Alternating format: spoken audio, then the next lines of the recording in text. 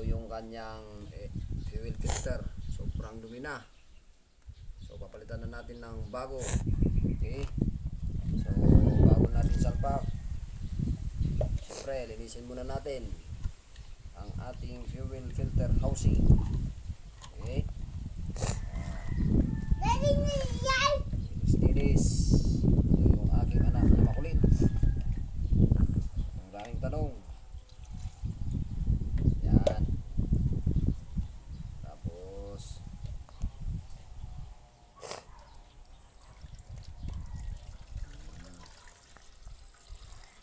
yun, napakadumi ng ating krudo, mga kalodi. Malinis na. Stop muna, stop.